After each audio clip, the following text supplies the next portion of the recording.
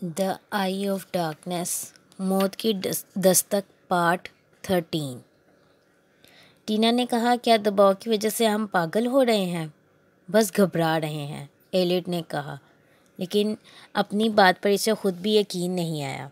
ہلکی سی ہوا چلنے لگی، خشک صحرا کے خودرو پودوں اور کھاڑی ریت کی خوشبو اس ہوا میں بسی ہوئی تھی۔ نزدیک کھڑے کھجور کے درخت کے پتے سرسراہٹ کی آواز دینے لگے۔ بہت ہی طاقتور احساس ہے، ٹینا نے کہا، اور پتہ ہے اس سے مجھے کیا یاد آ رہا ہے؟ بالکل ویسا ہی احساس مجھے اس وقت ہوا تھا جب میں اینجلا کے آفس میں کھڑی تھی اور کمپیوٹر خود بخود چل رہا تھا۔ مجھے لگ رہا ہے جیسے کوئی محض مجھے دیکھ نہیں رہا بلکہ میرے نزدیک ہی کوئی موجود ہے، جیسے کوئی اندیکھا وجود عین میرے پہلو میں کھڑا ہے۔ اس کا بوجھ، جس کی وجہ سے ہوا میں پیدا ہونے والا دباؤ میں اسے محسوس کر سکتی ہوں، جیسے کوئی نمودار ہونے والا ہے۔ ایلیٹ کو بخوبی سمجھ آ رہا تھا کہ ٹینا کی بات کا مطلب کیا ہے، مگر وہ اس بارے میں سوچنا نہیں چاہتا تھا کیونکہ یہ بات اس کی سمجھ سے ماورا تھی۔ اسے حقائق سے پنجہ آزمائی کرنا پسند تھا، اسی لیے وہ اتنا کامیاب وکیل ثابت ہوا تھا۔ ثبوت و شواہد کے دھاگوں کا تانا بانا بن کر ایک زبردست مقدمہ تیار کرنا اسے خوب آتا تھا۔ ہم دونوں بہت پریشان ہیں، ایلیٹ نے گویا مرض کی تشخیص کی، مگر مجھے کیا محسوس ہو رہا ہے میں جانتی ہوں۔ چل کر کچھ کھا لیتے ہیں۔ ٹینا اندھیرے میں گھورتی رہی۔ ٹینا! ہوا کے ایک جھونکے نے سڑک پر خشک پتے بکھیر دیے۔ اندھیرے میں چھپا کوئی پرندہ اوپر سے گزرا۔ ایلیٹ اسے دیکھ نہیں سکتا تھا مگر اس کے پروں کی پھڑپھڑاہٹ سن سکتا تھا۔ ٹینا نے گلا صاف کیا۔ ایسا لگتا ہے جیسے رات خود ہماری نگرانی کر رہی ہے، رات، تاریکیاں، اندھیرے کی آنکھیں۔ ہوا نے ایلیٹ کے بال بکھیر دیے، کوڑے دان سے کسی دھاتی چیز کے بجنے کی آواز ابھری اور ریسٹورنٹ کے سائن بورڈ میں چرچراہٹ سی پیدا ہوئی۔ بالآخر دونوں ریسٹورنٹ میں داخل ہو گئے۔ دونوں اپنی اپنی جگہ پوری کوشش کر رہے تھے کہ مڑ کر دیکھنے سے خود کو باز رکھ سکیں۔ انگریزی کے لفظ ایل کی شکل کا لمبا ریسٹورنٹ دودھیا روشنی سے دمک رہا تھا۔ کروم شیشہ، پلاسٹک، زرد فارمیکا اور سرخ وینائل۔ ماحول میں لوگ گلوکار گارتھ بروکس کی آواز بکھری ہوئی تھی اور موسیقی کے ساتھ فضا میں فرائی انڈوں، بھنے گوشت اور چٹنیوں کی خوشبو چار سو پھیلی تھی۔ لاس ویگاس کے طرز زندگی کے عین مطابق کوئی بھرپور ناشتے کے ساتھ اپنے دن کا آغاز کر رہا تھا۔ دروازے سے قدم اندر رکھتے ہی ٹینا کا منہ پانی سے بھر گیا۔ ایل کے لمبے بازو کے اختتام پر داخلی راستے کے قریب 11 گاہک جمع تھے۔ ان میں سے 5 کاؤنٹر پر پڑے سٹولز پر بیٹھے تھے اور 6 سرخ رنگ کے بوتھ میں کھڑے تھے۔ ایلیٹ اور ٹینا جتنا ممکن ہو سکتا تھا ہر کسی سے دور آخری بوتھ میں بیٹھ گئے۔ ان کے پاس آنے والی سرخ بالوں کی حامل ویٹریس کا نام ایلویرا تھا۔ اس کا چہرہ گول تھا، گالوں میں گرے تھے اور آنکھیں ایسے چمک رہی تھیں جیسے انہیں پالش کیا گیا ہو۔ اس کا لہجہ ٹیکساس والوں جیسا تھا۔ اس نے چیز برگر، فرینچ فرائز اور کوروس کے لیے ان کے آرڈرز لیے۔ جب ایلویرا وہاں سے چلی گئی اور وہ تنہا رہ گئے تو ٹینا بولی، چلو وہ کاغذات دیکھتے ہیں جو تم نے اس آدمی سے لیے تھے۔ ایلیٹ نے کاغذات اپنی جیب سے نکالے، ان کو کھولا اور ٹیبل پر بچھا دیا۔ یہ 3 صفحات تھے اور ہر صفحے میں 10 سوالات ٹائپ کیے گئے تھے۔ وہ دونوں اپنی اپنی طرف سے ٹیبل پر آگے جھک کر خاموشی سے پڑھنے لگے۔ سوالات کچھ یوں تھے: تم کرسٹینا ایونز کو کتنے عرصے سے جانتے ہو؟ آخر کرسٹینا نے کسی اور وکیل کے بجائے تمہیں ہی کیوں اپنے بیٹے کی قبر کشائی کی ذمہ داری سونپی؟ اپنے بیٹے کی موت کے حوالے سے سرکاری موقف پر شک کرنے کی اس کے پاس کیا وجہ ہو سکتی ہے؟ کیا اس کے پاس کوئی ثبوت ہے کہ سرکاری کوئی کہانی جھوٹی ہے؟ اگر واقعی اس کے پاس کوئی ثبوت ہے تو وہ کیا ہے؟ اس نے یہ شواہد کہاں سے حاصل کیے ہیں؟ کیا تم نے کبھی پروجیکٹ پینڈورا کے بارے میں سنا ہے؟ کیا تمہیں یا مسز ایونز کو اسیرا نیو اڈاماؤ ماؤنٹین پر ملٹری ریسرچ تنصیبات سے متعلق کوئی مواد کبھی دیا گیا؟ ایلیٹ نے صفحے سے نظر اٹھا کر دیکھا. کیا تم نے کبھی پروجیکٹ پینڈورا کے بارے میں سنا ہے؟ نہیں. سیراکے یا سیرا کے پہاڑوں میں کوئی خفیہ لیبارٹریاں؟ اوہ ضرور، مسز نیڈلر نے ان کے بارے میں مجھے کچھ بتایا تھا، یا سب کچھ بتایا تھا. مسز نیڈلر، میرے ہاں صفائی کرنے والی خاتون. دوبارہ مذاق. اس وقت مجھے اچھا لگا. جلن کے لیے مرہم، اداسی کے لیے دوا. گراؤچو مارکس بظاہر یہ سمجھتے ہیں کہ پروجیکٹ پینڈورا میں سے کسی نے ان کا پتہ چلانے کا فیصلہ کیا. کیا یہ وہی ہے جو ڈینی کے کمرے میں رہا؟ کیا پروجیکٹ پینڈورا میں سے کسی نے چاک بورڈ پر لکھا اور پھر کمپیوٹر کے ذریعے قطع و برید کی ہو؟ ممکن ہے، ایلیٹ نے کہا، لیکن تم ایسا نہیں سوچ سکتے. ہاں، اگر اس کا ضمیر ملامت کرتا ہے تو وہ براہ راست تمہارے ساتھ رابطہ کیوں نہیں کرتا؟ وہ خوفزدہ ہو سکتا ہے، اور یقیناً اس کی معقول وجہ ہوگی. ہو سکتا ہے، ایلیٹ نے دوبارہ کہا، لیکن میں سمجھتا ہوں کہ یہ اس سے زیادہ پیچیدہ ہے، محض ایک مفروضہ. انہوں نے جلدی باقی ماندہ مواد پڑھا، لیکن اس میں کچھ بھی واضح نہیں تھا. بیشتر سوالات اس سے متعلق تھے جو ٹینا حادثے کی حقیقی نوعیت کے بارے میں نہیں جانتی تھی. اس نے ایلیٹ کو کتنا بتایا ہے، کتنا مائیکل کو بتایا، اور اس بات کے ساتھ تعلق کہ اس نے کتنے اور لوگوں کے ساتھ یہ بات شیئر کی. اس میں پروجیکٹ پینڈورا کی طرح کوئی سازشی پہلو نہیں، کوئی اور سراغ یا آثار تو نہیں. ایلویرا بیئر کی ٹھنڈی بوتلیں اور 2 گلاس لائی. ایلن جیکسن کا ماتمی گیت سنائی دینے لگا. ایلیٹ نے بیئر کی چسکیاں لیتے ہوئے ڈینی کے ہارر کامکس کی ورگردانی شروع کر دی. اسے ختم کرنے کے بعد اس نے بے ساختہ کہا، حیران کن. اگر تم رات کو ایسے ڈراؤنے خواب دیکھو تو اور زیادہ حیران کن محسوس کرو. وہ بولی، اب ہمیں کیا کرنا چاہیے؟ ڈینی کی آخری رسومات محدود انداز میں ادا کی گئی.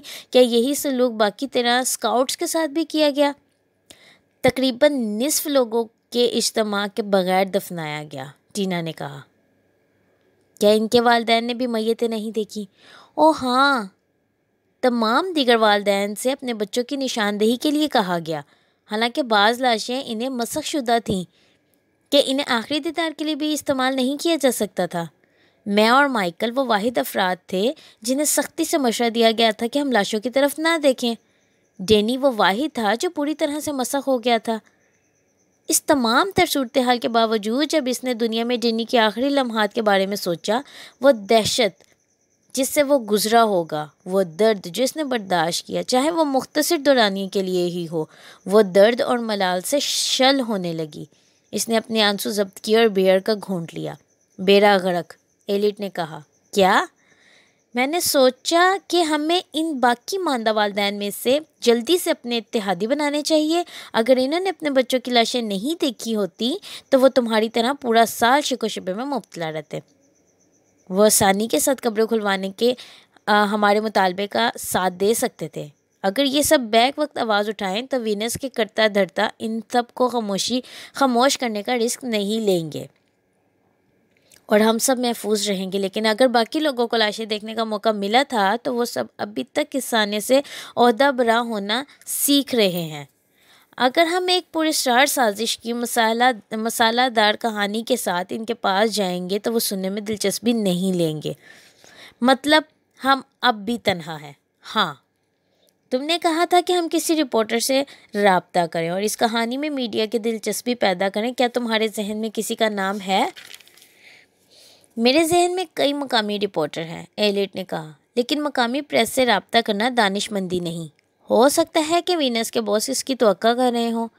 اگر وہ انتظار کر رہے ہیں، دیکھ رہے ہیں، تو کسی رپورٹر کو 1 یا 2 فقرے بتانے سے پہلے ہی ہم مارے جائیں گے. میرا خیال ہے کہ ہمیں شہر سے باہر کہانی لے جانا ہوگی، لیکن ایسا کرنے سے پہلے میں چند اور حقائق جاننا چاہوں گا. تم نے کہا تھا ہمارے پاس ایک اچھے ضابطے کو متوجہ کرنے کے لیے کافی کچھ ہے. وہ پستول جو تم نے اس آدمی سے لیا میرے گھر کو بم سے اڑایا. یہ کافی ہو سکتا ہے. یقیناً لاس ویگاس کے اخبار کے لیے یہ کافی ہوگا. شہر کو اب بھی جبورسکی گروپ اور سیرا کا واقعہ یاد ہے. یہ مقامی سانیہ ہے، لیکن اگر ہم لاس اینجلس یا نیو یارک یا کسی اور بڑے شہر کے پریس کے پاس جاتے ہیں تو رپورٹروں کو اس وقت تک اس سٹوری میں دلچسپی نہیں ہوگی جب تک اس میں مقامی سطح سے ہٹ کر کوئی پہلو شامل نہیں ہوگا۔ ہو سکتا ہے کہ ہم انہیں قائل کر لیں کہ یہ ایک بڑی کہانی ہے، میں وثوق سے نہیں کہہ سکتا، میں عوامی سطح پر جانے سے پہلے مکمل یقین کرنا چاہتا ہوں۔ آئیڈیل صورت یہ ہے کہ میں اس قابل ہو سکتا کہ رپورٹ کے حوالے سے یہ سٹوری کرتا کہ اسکاؤٹ کے ساتھ کیا ہوا، ایسی سنسنی خیز جس پر اس کی سٹوری کی بنیاد بن سکے۔ مثال کے طور پر اس نے اپنا سر ہلایا۔ ابھی تک میں نے اس پر غور نہیں کیا، لیکن مجھے لگتا ہے ان اسکاؤٹس نے کچھ ایسا دیکھ لیا تھا جو انہیں نہیں دیکھنا چاہیے تھا۔ Project Pandora. ایلٹ نے اپنی بیئرڈ کی چسکی لی اور منہ کے بلائی حصے پر لگی جھاگ انگلی سے صاف کی۔ ایک فوجی راز۔ میں یہ نہیں دیکھ سکتا کہ وینس کی تنظیم کو اس معاملے میں اتنی گہری دلچسپی کیوں ہو سکتی ہے۔ اس حجم اور معیار کی انٹیلیجنس تنظیم مکی ماؤس قسم کی کہانی پر وقت ضائع نہیں کرتی، لیکن ملٹری سیکٹرز یہ بعیداز قیاس لگتا ہے۔ اگر تم نہیں جانتی تو بتا دو، جب سے سرد جنگ ختم ہوئی اور کیلیفورنیا کو بڑی تعداد میں ڈیفنس ڈاؤن سائزنگ کا سامنا کرنا پڑا، نیوڈا میں کسی بھی ریاست سے زیادہ پینٹاگون کی سپورٹ والی صنعتیں اور تنصیبات ملی، اور میں صرف نیلسن ایئر فورس بیس اور نیوکلیئر ٹیسٹ سائٹ جیسی ناگزیر تنصیبات کی بات نہیں کر رہا۔ یہ ریاست سیکرٹ یا بظاہر سیکرٹ ہائی سیکیورٹی ہتھیاروں کے ریسرچ سینٹرز کے لیے نہایت موزوں ہے۔ نیوڈا ریاست میں ہزاروں مربع میل ایسا رقبہ ہے جہاں آبادی کا نام و نشان نہیں۔ لک اور دک صحرا ہیں، بلند و بالا پہاڑی سلسلے ہیں، اور دور دراز کے یہ علاقے زیادہ تر وفاقی حکومت کی ملکیت ہیں۔ اگر تم اس الگ تھلگ زمین کے عین وسط میں کوئی خفیہ تنصیب بناتے ہو تو سیکیورٹی فراہم کرنا انتہائی آسان ثابت ہو سکتا ہے یا ہوگا۔ میز پر دونوں بازو رکھے اور بیئر والے گلاس کو ہاتھوں سے پکڑے ٹینا ایلٹ کی طرف آگے جھکی۔ تم یہ کہہ رہے ہو کہ مسٹر جبورسکی مسٹر لنکن اور لڑکے سیراز جیسی کسی جگہ پر مارے پھرتے رہے؟ یہ ممکن ہے، اور وہ کچھ دیکھ لیا جو انہیں نہیں دیکھنا چاہیے تھا۔ ہو سکتا ہے۔ اور پھر کیا؟ تمہارا مطلب ہے انہوں نے جو کچھ دیکھا اس کی وجہ سے مارے گئے؟ یہ ایک ایسی سٹوری ہے جو کسی اچھے رپورٹر کو پرجوش بنا سکتی ہے۔ ٹینا نے اپنا سر ہلایا۔ میں قطعاً یہ نہیں مان سکتی کہ کوئی حکومت کمسن لڑکوں کے ایک گروہ کو اس لیے قتل کر دے کہ انہوں نے غلطی سے کسی نئے ہتھیار یا کسی اور چیز کو دیکھ لیا یا کسی اور چیز کی جھلک دیکھ لی۔ نہیں مانو گی؟ واقعوں کا سوچو۔ وہ سب مردہ بچے، روبی رج ایک 14 سالہ بچہ جسے FBI نے پشت پر گولی مار دی، وینس فوسٹر واشنگٹن پار میں مردہ پایا گیا، اور اگرچہ سرکاری طور پر اسے خودکشی قرار دیا گیا، لیکن فرانزک شواہد بتاتے ہیں کہ یہ قتل تھا۔ حتیٰ کہ بظاہر اچھی سمجھی جانے والی حکومت مخصوص حالات میں سخت اقدامات کرتی ہے۔ ہم ایک انوکھے دور میں زندہ ہیں ٹینا۔ رات کے وقت کی تیز ہوتی ہوائیں ان کے بوتھ کے بغلی دروازے کے ساتھ ٹکرا رہی تھیں۔ کھڑکی کے باہر چارلسٹن بلیوارڈ پر ٹریفک گرد اور کاغذوں کے ٹکڑوں کے دریا کے اندر دھیرے دھیرے رواں تھی۔ جھرجھری لیتے ہوئے ٹینا بولی، لیکن بچے آخر دیکھ ہی کیا سکتے ہیں؟ خود تم نے کہا ہے کہ ایسی تنصیبات جو ویران مقامات پر واقع ہوں کی سیکیورٹی آسان ہوتی ہے۔ بچے انتہائی سیکیورٹی والے مقام کے قریب کیسے پھٹک سکتے ہیں؟ یقیناً وہ ایک جھلک سے زیادہ کچھ نہیں دیکھ سکے ہوں گے۔ ممکن ہے ایک جھلک دیکھنا بھی ان کے اشتعال کے لیے کافی ہو، لیکن بچوں کا مشاہدہ اتنا اچھا نہیں ہوتا۔ وہ اڑی رہی۔ بچے اپنے تاثرات چھپاتے نہیں، پرجوش ہوتے ہیں اور بڑھا چڑھا کر جذبات پیش کرتے ہیں۔ اگر انہوں نے کچھ دیکھا بھی ہوگا تو اس بارے میں 1 درجن مختلف کہانیوں کے ساتھ واپس آئے ہوں گے، اور ان میں سے درست ایک بھی نہیں ہوگی۔ بچوں کا کوئی گروپ کسی خفیہ تنصیب کی سیکیورٹی کے لیے کوئی خطرہ نہیں ہو سکتا۔ ممکن ہے تم ٹھیک کہتی ہو، لیکن سخت گرد سیکیورٹی گارڈز کا جتھا ان کو اس طرح نہ دیکھتا ہو۔ اچھا، وہ انتہائی احمق ہوں گے اگر قتل کرنے کو محفوظ ترین طریقہ سمجھتے ہیں۔ ان سب لوگوں کو قتل کرنا اور اسے حادثہ بنانے کی کوشش کرنا، یہ تو اس سے بڑھ کر پرخطر ہے، بجائے اس کے کہ بچے نصف درجن نیم پختہ کہانیوں کے ساتھ واپس آئیں اور بتائیں کہ انہوں نے پہاڑوں پر کچھ دیکھا۔ یاد رکھو، ان بچوں کے ساتھ 2 بالغ افراد بھی تھے۔ وہ لوگ بچوں کو تو نظر انداز کر سکتے ہیں، لیکن جبروسکی اور لنکن کو کیسے بھول جائیں؟ ممکن ہے سیکیورٹی والوں نے بہت کچھ خطرے میں دیکھا ہو اور پھر فیصلہ کیا ہو کہ جبروسکی اور لنکن کو پاڑنا ہوگا۔ پھر پہلے وہ افراد کے قتل کے عینی شاہدین بچوں کو ہلاک کرنا ضروری سمجھتے ہوں گے۔ یہ تو شیطانی چکر ہے، لیکن غیر ممکن نہیں۔ ٹینا اپنے گلاس کی نمی سے میز پر بننے والے دائرے کو دیکھ رہی تھی جہاں اس نے ایلٹ کی بات کے بارے میں سوچا۔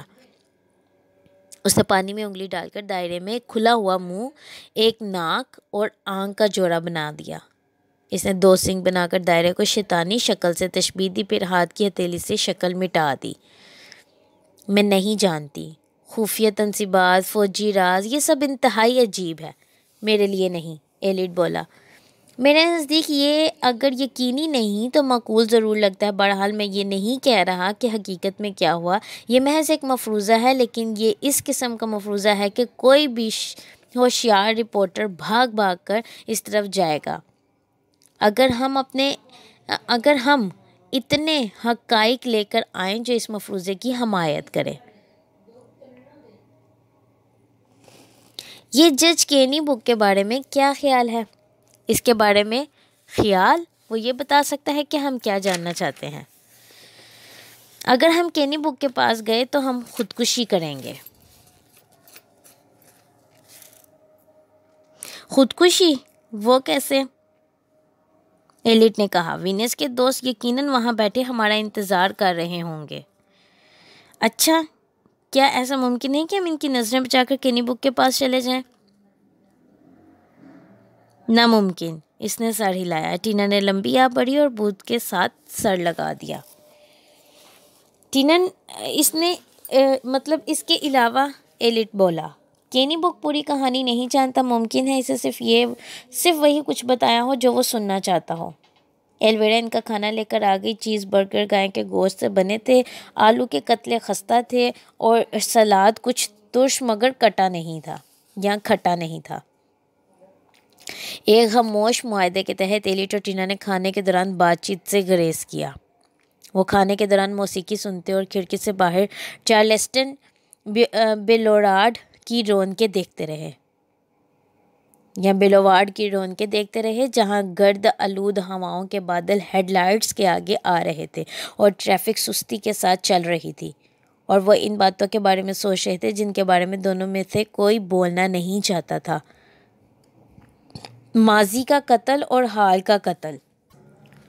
جب انہوں نے کھانا مکمل کر لیا تو ٹینا نے گفتگو میں پہل کی، تم نے کہا کہ پریس سے رابطہ کرنے سے پہلے ہمیں مزید شواہد جمع کرنا ہوں گے۔ ہاں بالکل، لیکن ہم کیسے یہ کریں گے؟ کہاں سے؟ کس سے؟ میں نے اس پر کافی مغز کھپائی کی ہے۔ سب سے بہتر طریقہ یہ ہے کہ قبر کشائی کی جائے۔ اگر لاشیں نکال کر کسی بڑے پیتھولوجسٹ سے دوبارہ پوسٹ مارٹم کرایا جائے تو ہمیں لازم معلوم ہو جائے گا کہ موت کی وجہ وہ نہیں جو سرکاری حکام بتاتے رہے ہیں۔ لیکن ہم اپنے طور پر قبر کشائی نہیں کر سکتے، ٹینا بولی۔ ہم رات کے وقت چپکے سے قبرستان میں گھس کر منو مٹی نہیں کھود سکتے۔ اس کے علاوہ یہ نجی قبرستان ہے جس کے ارد گرد اونچی دیواریں ہیں، اس لیے اچکوں سے نپٹنے کے لیے سیکیورٹی سسٹم بھی ہوگا، اور کینی بیگ کے ہم نواؤں کے بھی لازمی طور پر اس جگہ پر نظر ہوگی۔ لہٰذا اگر ہم لاش کا معائنہ نہیں کر سکتے تو ہمیں اگلا بہترین کام کرنا ہوگا، ہمیں اس آدمی سے رابطہ کرنا ہوگا جس نے آخری بار انہیں دیکھا ہوگا۔ کون؟ میرا اندازہ ہے کہ میڈیکل ایگزامائنر۔ تمہارا مطلب ہے رینو میں میڈیکل ایگزامائنر؟ کیا یہ وہاں ہے جہاں سے ڈیتھ سرٹیفکیٹ جاری ہوا؟ ہاں، لاشیں پہاڑوں سے اتار کر نیچے رینو میں منتقل کی گئیں۔ ایک اور پہلو ہو سکتا ہے اگر ہم ایگزامائنر کو نہ چھیڑیں۔ ایلیٹ نے کہا۔ یہ وہی ہے جس نے واقعے کو حادثاتی موت قرار دینا تھا۔ اس بات کا غالب امکان موجود ہے کہ اس کا کینی بیگ کے ساتھیوں کے ساتھ رابطہ رہا ہو۔ ایک بات کا تو 100% یقین ہے کہ یہ آدمی ہماری طرف نہیں۔ اس کے ساتھ رابطہ کرنا خطرناک ہوگا۔ ہو سکتا ہے آخرکار ہمیں اس کے ساتھ بات کرنا پڑے، لیکن پہلے ہمیں اس گورکن سے رابطہ کرنا چاہیے جس نے میت کی تدفین کی۔ ہو سکتا ہے اس کے پاس بتانے کے لیے بہت کچھ ہو۔ کیا وہ یہاں ویگاس میں ہے؟ نہیں، ایک آدمی نے رینو میں میت تیار کی اور اسے تدفین والی جگہ پر بھجوا دیا۔ جب تابوت آیا تو وہ سیل تھا اور ہم نے اسے کھولا نہیں۔ ایلویرا وہاں آئی اور پوچھا کہ انہیں کچھ اور تو نہیں چاہیے۔ انہوں نے نفی میں جواب دیا۔ وہ بل چھوڑ کر برتن اٹھا کر لے گئی۔ ایلیٹ نے ٹینا کو مخاطب کرتے ہوئے کہا، کیا تمہیں رینو کے گورکن کا نام یاد ہے؟ ہاں بالکل، بیلی کوسٹی، لوچیا نو بیلی کوسٹی نام ہے۔ ایلیٹ نے بیئر کا آخری گھونٹ پیا۔ تب پھر ہم رینو جائیں گے۔ فون پر بات نہیں ہو سکتی؟ ان دنوں ہر کسی کا فون بظاہر ریکارڈنگ پر ہوتا ہے۔ دوسرا یہ کہ آمنے سامنے بیٹھ کر زیادہ بہتر پتہ چلے گا کہ وہ آدمی سچ کہہ رہا ہے یا جھوٹ۔ فون سے بالکل پتہ نہیں چل سکے گا، ہمیں جانا ہی ہوگا۔ جب ٹینا نے بیئر کے آخری گھونٹ بھرنے کے لیے گلاس اٹھایا تو اس کے ہاتھ کانپ رہے تھے۔ ایلیٹ نے پوچھا، خیریت ہے ٹینا؟ ٹینا وثوق سے کچھ نہیں جانتی تھی۔ وہ ایک نئے خوف کا شکار تھی، اس خوف سے کہیں بڑا جو گزشتہ چند گھنٹوں سے لاحق تھا۔ میرا اندازہ ہے کہ میں رینو جانے سے خوف زدہ ہوں۔ وہ ٹیبل کے دوسری طرف گیا اور اس کے ہاتھ پر اپنا ہاتھ رکھ دیا۔ سب ٹھیک ہے یار، میرے خیال میں وہاں جانا یہاں ڈرنے سے بہتر ہے۔ یہاں رہے تو قتل ہماری طاق میں رہیں گے، یعنی قاتل ہماری طاق میں رہیں گے۔ میں جانتی ہوں یہ ٹھیک ہے، میں ان ناہنجاروں سے خوف زدہ ہوں، لیکن اس سے بھی زیادہ میں جس بات سے ڈر رہی ہوں وہ ڈینی کی موت کے بارے میں سچ سامنے آنا ہے، اور میرا وجدان کہہ رہا ہے کہ ہم یہ سچ رینو میں ڈھونڈ لیں گے۔ میرے خیال میں تم یہی جاننا چاہتی تھی۔ اوہ، میں ایسا ہی چاہتی ہوں۔ میں جاننے سے خوفزدہ ہوں کیونکہ اس کا نتیجہ برا نکلے گا۔ سچ جو کچھ بھی ہو وہ واقعی دہشت انگیز ہوگا۔ ہو سکتا ہے ایسا نہ ہو۔ ہاں، واحد متبادل ہتھیار ڈالنا ہے، واپس جانا اور کبھی یہ نہ جاننا کہ اصل میں کیا رونما ہوا، اور یہ بدتر ہے، ٹینا نے اعتراف کیا۔ بہرحال ہمیں یہ جاننا ہے کہ شیراز میں حقیقتاً کیا ہوا تھا۔ اگر ہم سچائی جانتے ہیں تو ہم اسے اپنے بچاؤ کے لیے استعمال کر سکتے ہیں۔ یہ ہماری بقا کی واحد امید ہے۔ تو پھر ہم رینو کے لیے کب نکلیں؟ آج رات، بلکہ ابھی۔ ہم میرے سیسنا اسکائی لینڈ طیارے کے ذریعے پرواز کریں گے، چھوٹی سی پیاری مشین۔ کیا انہیں اس کا پتہ نہیں چلے گا؟ غالباً نہیں۔ میں تمہارے ساتھ صرف آج رہا ہوں، چنانچہ انہیں میرے بارے میں زیادہ کچھ جاننے کا وقت نہیں ملا ہوگا۔ پھر بھی ہم ایئر فیلڈ میں محتاط طریقے سے جائیں گے۔ اگر ہم سیسنا طیارہ استعمال کر سکتے ہیں تو ہم کتنی جلدی رینو پہنچیں گے؟ چند گھنٹوں میں، میرا خیال ہے چند روز رینو میں ہی قیام کرنا دانش مندی ہوگی، بلکہ بیلی کوسٹی سے بات کرنے کے بعد بھی اس وقت تک جب ہم یہ معاملہ حل نہ کر لیں۔ ہر کوئی اب بھی ویگاس میں ہمیں ڈھونڈ رہا ہوگا، اور وہاں سے دور جا کر ہمیں کچھ دیر تک سکے سانس لینے کا موقع ملے گا۔ لیکن مجھے اپنا سوٹ کیس تیار کرنے کا موقع نہیں ملا، ٹینا نے کہا۔ مجھے کپڑے تبدیل کرنے کی ضرورت ہے، کم از کم ٹوتھ برش اور دیگر چیزیں۔ ہم دونوں کے پاس کوٹ نہیں، اور سال کے اس حصے میں رینو میں ٹھنڈ ہوتی ہے۔ ہمیں جو کچھ چاہیے وہ ہم روانگی سے پہلے خرید لیں گے۔ میرے پاس پیسے نہیں ہیں، ایک پیسہ بھی نہیں۔ میرے پاس ہے نا، ایلیٹ نے کہا، کئی $100۔ اس کے علاوہ کریڈٹ کارڈ سے بھرا بٹوا۔ ہم صرف ان کریڈٹ کارڈز کے ذریعے پوری دنیا گھوم سکتے ہیں۔ جب ہم کارڈ استعمال کریں گے تو ہو سکتا ہے وہ ہمیں ٹریک کر لیں، لیکن زیادہ دنوں کے لیے نہیں۔ لیکن آج کل تو چھٹیاں ہیں اور یہ لاس ویگاس ہے، ایلیٹ نے کہا۔ کوئی نہ کوئی اسٹور کسی جگہ ضرور کھلا رہتا ہے، اور ہوٹلوں میں موجود دکانیں بند نہیں ہوتی۔ یہ ان کا سال کا مصروف ترین وقت ہے۔ ہمیں کوٹوں سمیت جو کچھ چاہیے ہوگا وہ مل جائے گا، اور یہ کام ہمیں جلدی میں کرنا ہوگا۔ اس نے ویٹرس کے لیے فراغ دلانا ٹپ چھوڑی اور کھڑا ہو گیا۔ چلو، جتنی جلدی ہم اس شہر سے نکل جائیں گے اتنا ہی محفوظ رہیں گے۔ ٹینا اس کے ساتھ کیش رجسٹر کے پاس گئی جو داخلی دروازے کے ساتھ پڑا تھا۔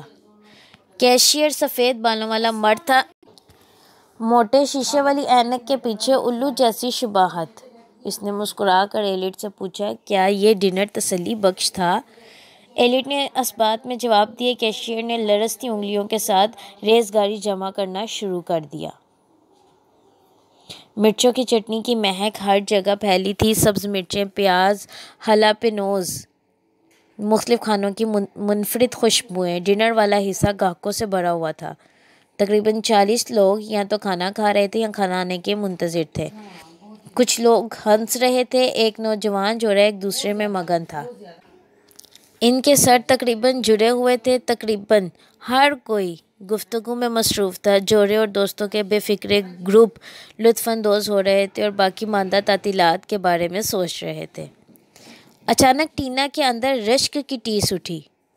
وہ ان خوش قسمت لوگوں میں سے ایک ہونا چاہتی تھی۔ وہ ایک عام شام کو ایک مہربان عام زندگی میں ایک عام سا کھانا کھانا چاہتی تھی، ایک لمبے آرام دہ اور عام مستقبل کی ہر جگہ کے ساتھ۔ ان میں سے کسی کو پیشہ ور قاتلوں، عجیب و غریب سازشوں، سائلنسر والے پستولوں اور لاشوں کے معائنے کی فکر نہیں تھی۔ وہ نہیں جانتے تھے کہ وہ کتنے خوش قسمت تھے۔ اس نے محسوس کیا کہ اس کو اور ان لوگوں کو ناپاٹنے والا خلا تقسیم کر رہا تھا، اور اس نے حیرانگی سے سوچا کہ کیا کبھی وہ بھی ایسے ہی پرسکون اور فکر سے آزاد ہو کر بالکل ایسے ہی ڈنر کر سکے گی۔ اسے اپنی گردن پر تیز دھار ٹھنڈا لمس محسوس ہوا۔ اس نے مڑ کر دیکھا کہ ریسٹورنٹ میں کون داخل ہوا ہے۔ دروازہ بند تھا، کوئی بھی داخل نہیں ہوا تھا۔ اس کے باوجود فضا سرد رہی، بدلی ہوئی۔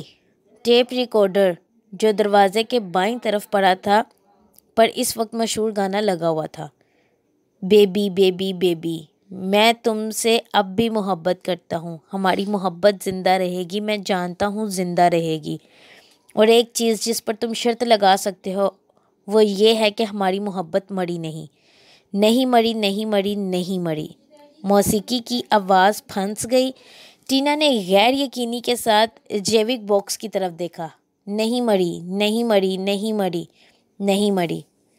ایلٹ نے کیشیئر سے نظریں ہٹا کر ٹینا کے کندھے پر ہاتھ رکھا۔ کیا بکواس ہے یہ؟ ٹینا کچھ نہ بول سکی، وہ اپنی جگہ سے ہل نہ سکی۔ فضا کا درجہ حرارت تیزی سے کم ہو رہا تھا۔ ٹینا نے جھرجھری لی۔ دیگر لوگوں نے باتیں بند کر کے پھنسے ہوئے موسیقی کے آلے کی طرف دیکھنا شروع کر دیا۔ نہیں مری، نہیں مری، نہیں مری، نہیں مری۔ ٹینا کے ذہن میں موت کا گلا سرا تصور لہرا رہا ہوگا یا لہرا کر رہ گیا۔ بند کرو، اس نے التجا کی۔ کسی نے آواز لگائی، پیانو پلیئر کو ٹھوک دو۔ ایک اور بولا، اس کمبخت مشین کو ٹھڈا مارو۔ ایلٹ جیوک باکس کی طرف گیا اور اسے نرمی سے ہلایا۔ وہ 2 لفظ چلنا بند ہو گئے۔ گانا دوبارہ چلنا شروع ہو گیا، لیکن صرف ایک ہی اور بول آگے چلا۔ جیسے ہی ایلٹ مشین سے دور ہوا تو وہی دلآزار بامعنی تکرار پھر شروع ہو گئی۔ نہیں مری، نہیں مری، نہیں مری۔